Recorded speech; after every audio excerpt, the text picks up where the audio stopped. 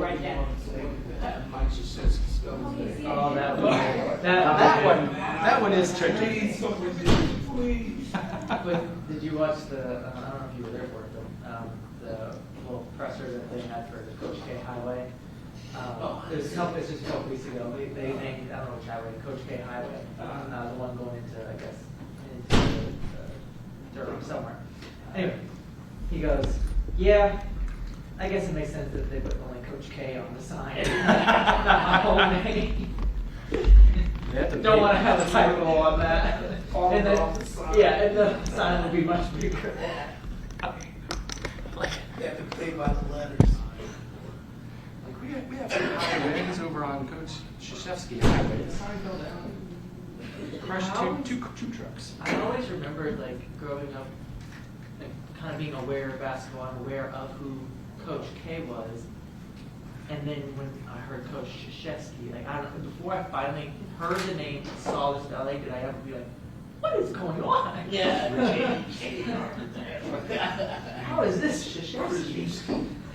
I think in his introductory when he got hired, they mispronounced his name. I think so. So like Coach Krzyzewski or something. Like that's how the ND is. Yeah. Introduced him. Like, well, you're gonna learn how to say this right because he's gonna be good. He's gonna be here for a minute. He's gonna do some things. What was it? 47? It was something like that. Yeah. Unbelievable. Like The first year, they're about to fire him. Yeah. Yeah. Yeah. But I think it was until he beat Dean Smith that they were like, yeah, he can stay for a while. Yeah. Well, what's crazy is like, I feel like he had a few more seasons in him. Like I didn't feel like he. I think he just got tired of the game almost. Yeah, and I'm sure he's like saving the rest of them with all this NIL stuff. Yeah. And made it. He saved USA basketball. Yeah. Oh, he saved it. I was like, thank God. For that, I love him. Mm-hmm. When he had chances to go to the NBA, I mean, the Yeah, Lakers, yeah. even the Celtics, like teams were legit Wanting him. wanting him to come there. I think he made the right call. Yeah. It's just so different. At the NBA. Not that he couldn't have succeeded there, but Well, it's like any of the college coaches that go to the NFL. it's just different. It's just a whole other game. That's right. It's really just a game. We even say that when we went to the Dolphins. Yeah, for that little more. Why did I say he did okay? See, It's kind of Alabama. That's another one that I'm bummed that he ended right before, yeah. ended in the semifinal loss or whatever. In a game that they should have won. Yeah. Just that one away. Okay. So, yeah. No. And it was but I went to a school in Alabama. Yeah. That's my connection. Understand. That's a really cool doc with Saban and Belichick.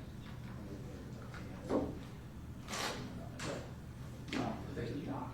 Well, that thing, I think it's one of those you go Saban through. and Belichick together, and they just are just have conversations. It's so good.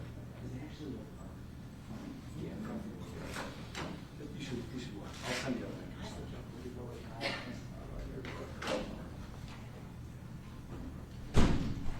Good afternoon. Good afternoon. Hope everybody's doing well. Yes, sir. Can't complain. Here's a holiday. Everybody good? Anybody need any last minute sound checks? Great. Sounds good. I'm Rosalia Federa with the Wake County Sheriff's Office. I'm the Public Information Officer. Sheriff Rowe will be speaking today about the officer-involved shooting that happened yesterday, June 18th. He'll speak briefly and then answer a few questions. Thank you. Sheriff. Good afternoon, and thank you for being here. First and foremost, our thoughts and prayers are with the individual and his family. Also, today, I just want to speak to update. Currently, the details and the timeline was released last night regarding the incident, and established protocol is in place regarding who will release information and what notifications will be made. So today I want to really just talk about the dangers that first responders police, fire, and rescue face on a daily basis, discharging duties. And yesterday was one of those incidents where we were carrying out a civil process that turned criminal and resulted in an individual being harmed, being shot and injured. These are kind of incidents that are unfortunate. We don't look forward to them, and we deal with them accordingly. The SBI is currently conducting an investigation, and we are doing our internal investigation and review to ensure that our staff follow policy and procedures and best practices. The officer who discharged a round is currently on administrative leave, and concluding our investigation, then whatever information will be shared will be done at that time. Can we get a little more information about what was that eviction process? What was the man that court order was being carried out against? You know, it was an eviction. What led up to that? What was that court order? Basically, it was an eviction. You know, people have civil disputes, and we're part of the remedy. Once a court order has been issued, then we have the duty to serve that order. And so yesterday was an incident where we served the order, and the individual refused to leave. And from that point, it became a criminal matter. Yeah, I guess where I'm going is the details surrounding that eviction. Why was he being evicted? That it's not appropriate for me to speak to. Can you share the identities of the deputy or the tenant? Can you repeat your question? Sure. Can you share the identity of the deputy and the tenant involved in this incident? Not at this time. You know, again, as I said, protocol has been established on information sharing, details, by the investigation being conducted by the State Bureau of Investigation. So at this time, I can just say that we discharge those duties to the best of our ability, and the individual who discharged around is on administrative leave. Sheriff Rowe, you know, over the scanner, we did hear a few times responders who mentioned that the individual had a weapon, possibly a gun. Is that confirmed? Well, it would be inappropriate for me to release any details. It's an ongoing investigation, and again, the SBI is leading that matter, and it's up to them to release information. This was a several-hour standoff at first, you know, before deputies finally did go into this home. What led them to that decision to finally go inside? Well, as I said, once it becomes a criminal matter, then we have to carry out response. And we utilize every tool possible, every resource to resolve this matter in a peaceful way. And once that those opportunities did not present themselves, we had a duty to effect the arrest. Can you give us an update on the victim, his condition? Again, it wouldn't be appropriate for me to speak to that because the investigation is going on. You're not going to get any information about the shooting yesterday, about the identity or the condition, basically nothing? Correct. It's not appropriate because it's an investigation going on, and there's protocol of who releases information, who gives notification and updates. Can you share insight into how deputies or your office determines how a matter goes from a civil case to a criminal matter? You mentioned that you would try to coax him out, get him to leave the house peacefully before deputies enter the home. At what point, what was kind of the factor that you were able to share, if at all, that led to that kind of jump? Well, in a situation that you're engaged in, the individual's actions dictate whether once it becomes criminal. We arrived, it was a civil process, but some actions that transpired led to criminal charges to be sought and for the arrest to be attempted. Can you talk about the actions that were taken? I understand that there was continuous communication going on between the people outside and the resident who was inside of this home.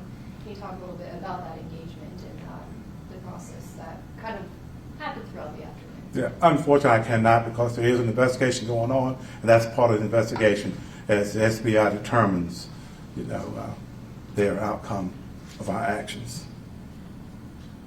How often is the sheriff's office called in to initiate these sorts of eviction orders? Is it a routine process as part of your day-to-day responsibilities? Yes, we do them every day. Most of them do not rise to this level on the rest, but sometimes they do. Talk about the characteristics of this one. This is something that you do every single day. What made this one different, and how did it play out the way that it ended up playing out? I think the game changer was when the individual refused to leave. When eviction's being done, the person is no longer in possession of that residence. The residence has been turned over to the rightful owner by the court system, and they're given ample time to leave. And then we go in to carry out the final process. Prior to that point, we understand that there are neighbors that were evacuated. Is that standard protocol to evacuate those when serving any sort of eviction, or in this instance it became apparent that there may be some sort of confrontation or standoff situation unfolding, that your deputies thought it was best to just vacate the area from any potential issues? Again, our goal is to carry out the process in a safe manner, and incidents developed that required us to evacuate for safety of the general public. We can take about 2 more questions. If y'all have any.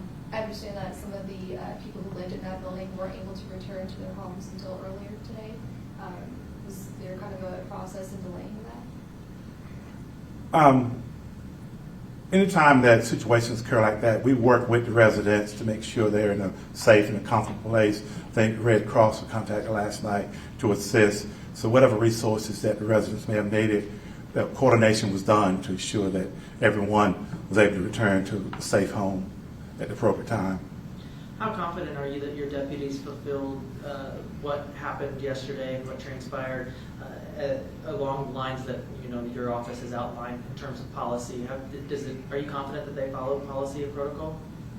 I'm always confident in the staff of the sheriff's office as far as discharging the duties of this office. That's why training is so important, providing the proper tools, resources, the support, the leadership, the management, the trust. And so we're confident that on a daily basis we discharge the duties of this office in a lawful, professional, and humane manner. Anything else? All right. Thank you all. Sure. Thank you very much.